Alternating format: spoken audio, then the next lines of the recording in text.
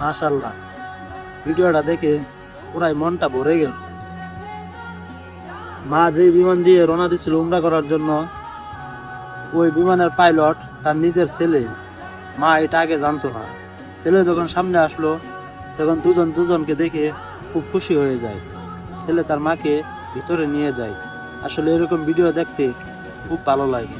আপনারা হয়তো ভিডিওটা আগেও দেখছেন, তারপরও আমি আপনাদেরকে আবারও ভিডিওটা দেখাই।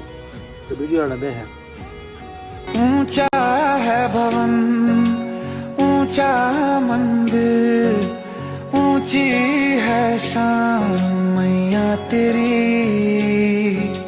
चरणों में झुके बादल भी तेरे, पर्वत पे लगे शैया तेरी।